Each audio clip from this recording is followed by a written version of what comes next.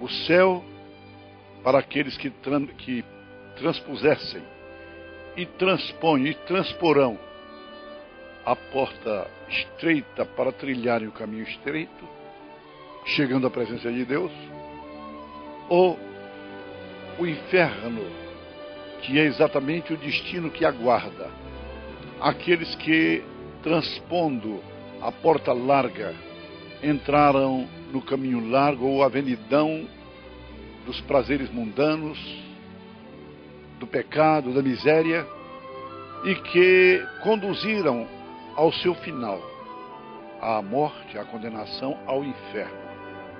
Não há outro lugar. Isto deixa claro, bastante claro, o Senhor Jesus, que é a maior autoridade no assunto. Ninguém tinha autoridade para falar sobre isto, a não ser Jesus. E ele falou apenas na existência desses dois lugares, céu e inferno.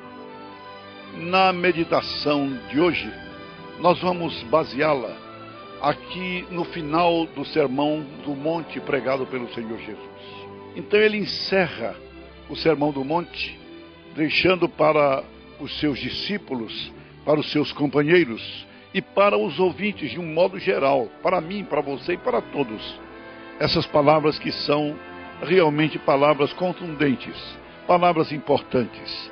E ele diz assim: todo aquele que ouve essas minhas palavras e as põe em prática é semelhante ao homem prudente que edificou a sua casa sobre a rocha.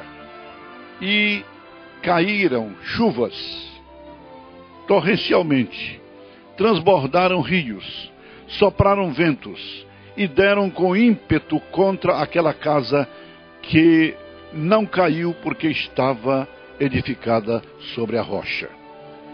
E todo aquele que ouve estas minhas palavras e não as pratica será comparado a um homem insensato que edificou a sua casa sobre a areia, e caiu a chuva, transbordaram os rios, sopraram os ventos e deram com ímpeto contra aquela casa, e ela desabou, sendo grande a sua queda, a sua ruína. Nós vamos meditar um pouco nesse texto final do Sermão da Montanha feito pelo Senhor Jesus.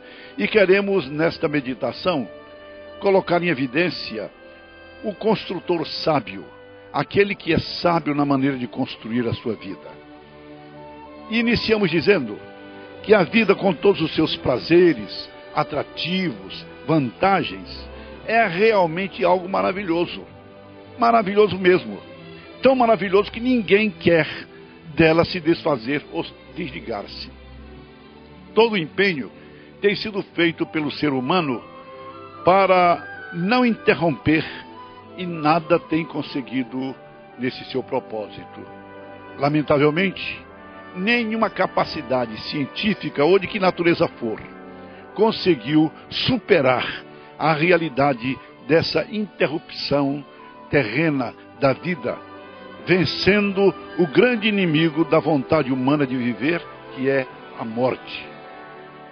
Tudo nos leva a um tipo de comportamento alertado pelo Senhor Jesus, quando disse: qual de vós, pretendendo construir uma torre, não se assenta primeiro para calcular a despesa e verificar se tem os meios para construir?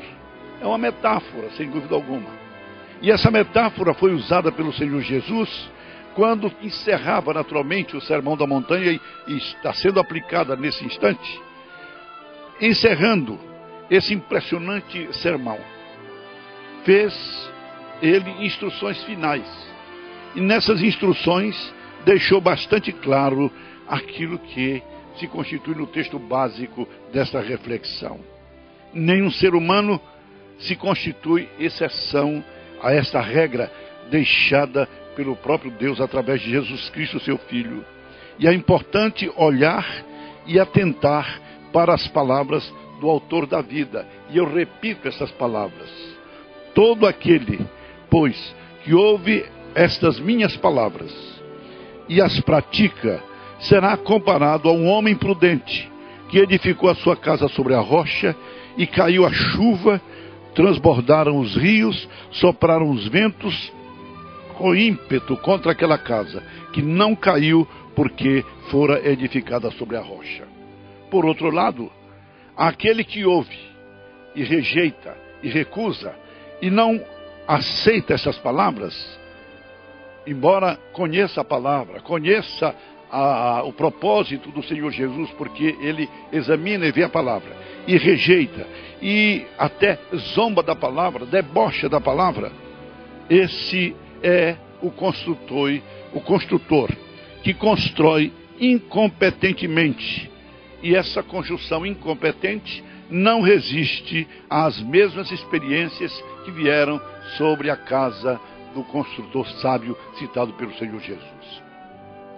Todos, inevitavelmente, passam pelo mesmo cadinho e receberão com justiça o que tiverem escolhido em suas vidas, no mundo, em sua caminhada inexorável e indesviável para a eternidade.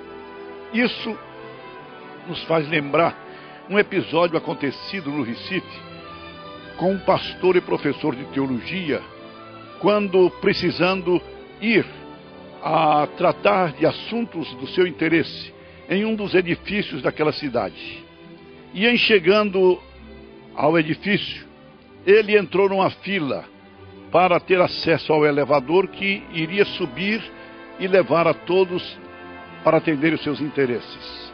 E quando ele estava na fila esperando o momento de adentrar no elevador, também, entre os muitos presentes, estava um cidadão jornalista, religioso, ateísta, zombador, debochador do Evangelho.